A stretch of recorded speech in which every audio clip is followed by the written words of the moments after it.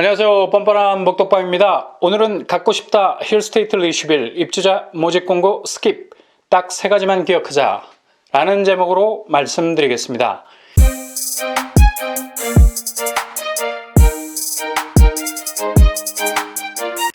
힐스테이트 리슈빌 입주자 모집 공고가 12월 18일부로 발표됐습니다. 정말 길고도 긴 시간이었습니다. 당첨까지의 시간이 아니라 청약의 선점포고, 입주자 모집 공고까지 오는데 걸린 시간이 지루하리만큼 길었어요. 혹시나 내년으로 넘어가면 어떡하나 라고 마음을 졸였었는데요. 적어도 올해는 넘기지 않고 모집 공고를 발표했네요. 청약 일정은 특별 공급이 2020년 12월 28일, 1순위 2020년 12월 29일, 그리고 2순위 2020년 12월 30일, 당첨자 발표는 해를 넘기게 됩니다. 당첨되신 분들은 정말 복된 2021년을 맞이하게 되겠네요. 2021년 1월 7일에 최종 당첨자를 발표하게 됩니다. 당초 예상했던 금액보다 분양가가 높아져서 자금 마련을 그리 느긋하게 준비하진 못할 듯합니다. 당첨이 되시면 한 박자 빨리 움직이셔서 자금 계획만이 아닌 돈을 조달하기 위한 즉각적인 실행에 옮기셔야 할 듯하네요. 대략적인 분양가가 84제곱이 7억 5천선, 101제곱이 8억 9천선입니다. 다행스럽게도 중도금이 대출되는 범위까지만 분양가가 상향 조정됐습니다. 아마도 앞으로 분양가가 우상향으로 움직일 가능성이 높습니다. 청약시장에서 로또 분양은 한때 부동산 시장을 풍미했던 독특한 역사의 한 컷이 될 수도 있겠습니다. 아무튼 분위기가 어떤 식으로 흘러가도 요지부동 흔들리지 않고 청약 당첨을 위해서 노력하는 것이 중요합니다. 이를 위해 입주자 모집 공고문에 나와 있는 내용들을 잘 살피셔야 합니다. 근데 막상 입주자 모집 공고를 들여다보면 눈이 핑핑 돌아갈 정도죠. 글씨도 작을 뿐 아니라 워낙에 형식적인 브로셔이기 때문에 쓸데없이 지방간을 키우는 체지방들이 많습니다. 그래서 중요한 내용만 상추에서 물을 털어내듯 탁탁 털어내면 다이어트한 것 마냥 키포인트는 홀쭉해집니다. 그래서 힐스테이트 리슈빌 입주자 모집 공고 스킵 하겠습니다. 중요한 내용 3가지만 확실하게 알면 청약 준비를 위한 사전 지식은 버클업, 당첨이라는 목적지까지 안전하게 갈 수 있는 청약 정보 안전띠를 든든히 맨 것이나 다름없게 됩니다. 힐스테이트 리슈빌 청약을 위한 사전 지식 첫째, 일반 공급 파트입니다. 12월 29일 화요일에 시작이 되죠. 청약 자격 조건은 무주택자와 1주택자입니다. 단 2주택자는 얼쩡거리시면 바로 강퇴입니다. 수도권 거주자로 19세 이상, 대규모 택지 개발지구라서 서울시 2년 이상 거주자 50%, 나머지 수도권 거주자 50%를 당첨자로 가려내게 됩니다. 해외 거주하시는 분 같은 경우에는 직장 관계로 단신 부임한 경우에는 법 개정으로 우선 공급 대상으로 인정이 됩니다. 일반 공급에서 전용 85제곱미터 이하는 가점제 100%, 청약 대전이라는 말이 나올 정도로 수많은 청약 전사자들이 나올 만한 치열한 고지전이 될 겁니다.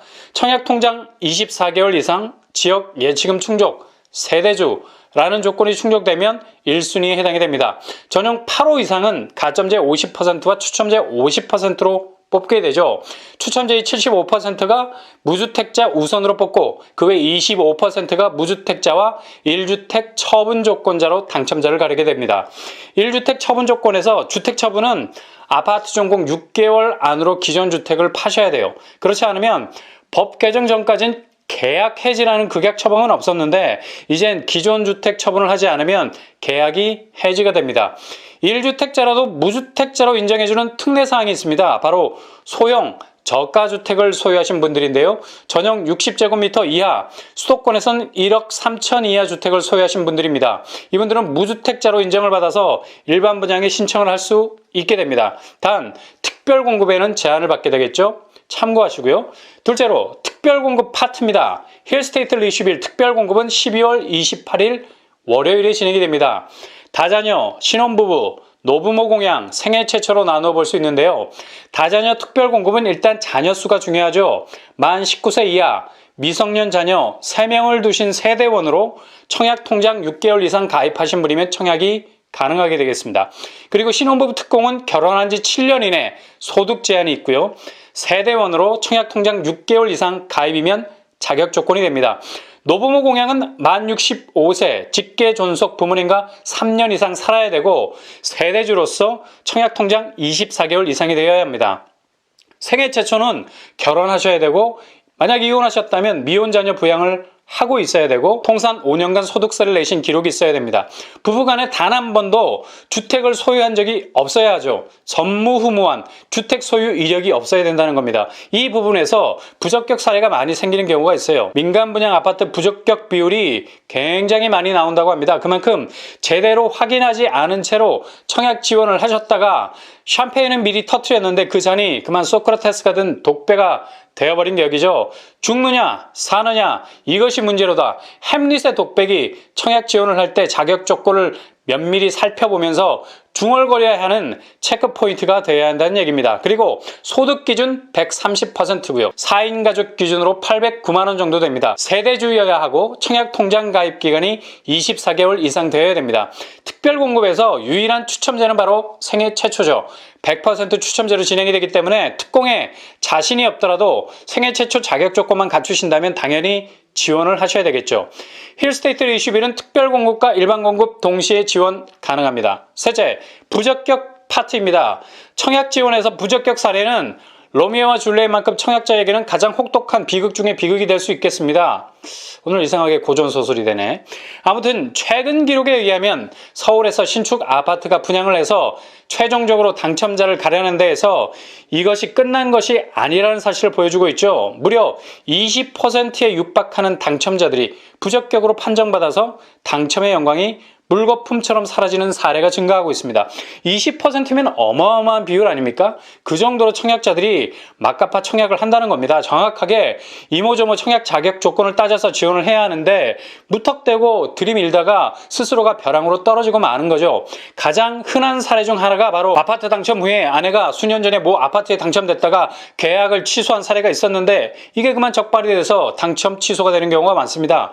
당첨됐다는 문자 받고 기절 초풍할 정도로 좋아하다가 당첨 취소라는 확정 판결 받고 다시 기절을 하게 되는 정말 웃지도 울지도 못하는 상황이 벌어지는 비율이 20%라는 얘기죠. 이렇게 부적격 처리가 되면 당초에는 3개월간 청약 제한이 되었는데 법이 개정됐습니다. 어떻게 해요? 베리베리 하드하게 바뀌었죠. 1년간 청약 지원을 하지 못하게 됩니다. 1년간 주옥 같은 신축 아파트 분양에는 얼씬도 하지 못하게 되는 신축 아파트 접근 금지령을 받게 된다는 얘기죠. 또 한 가지 흔한 사례가 재당첨 제한 기간을 잘못 계산해서 당첨됐다가 부적격 처리가 나곤 하죠. 대체로 재당첨 제한 5년을 잘 계산하셔야 되고요. 이게 헷갈려서 그만 큰 실수를 하는 경우가 종종 있습니다. 그리고 청약 순위도 잘 따져서 자신의 순위가 어디에 해당하는지도 잘 살피셔야 된다는 얘기입니다. 특히 특별 공급 시 주의하실 점은 다자녀 특공에서 세대 분리를 한 자녀가 있다면 가족관계 증명서를 제출하셔야 됩니다. 그리고 신혼부부 특공에서 결혼 기간 중에도 계속해서 무주택자의 지위를 유지하시는 것 굉장히 중요합니다.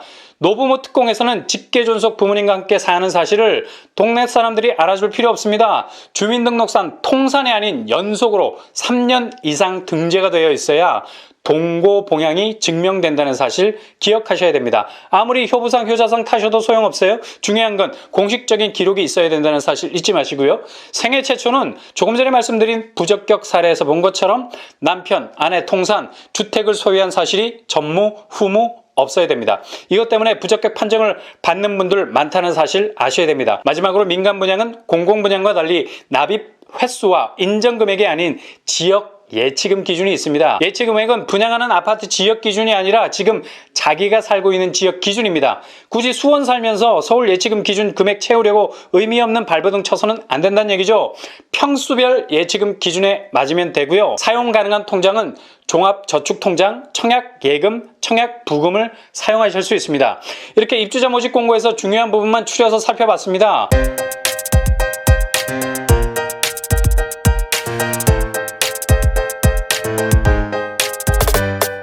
고득점자대로 당첨자를 가려내면 오죽 좋겠습니까? 그러나 현실은 눈비를 맞으며 가점을, 자격을 키워온 분들에게 기회가 돌아가는 시스템입니다. 다행인 건 오직 하늘만 알 수 있는 추첨제가 존재한다는 사실, 그리고 극단적인 지역 우선 공급에만 치우치지 않았다는 사실. 이것이 힐스테이트 리슈빌이 우리에게 들려주는 척박한 청약 환경에서도 드비시의 달백과 같은 힐링을 전해주는 부분인 것 같습니다. 부디 뻔뻔한 복덕방의 길을 받아서 힐스테이트 리슈빌에 당첨되는 분들이 많이 나왔으면 하는 바람입니다.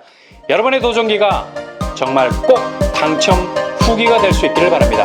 이상으로 뻔뻔한 복덕방을 마치겠습니다. 구독과 좋아요 부탁드립니다. 감사합니다.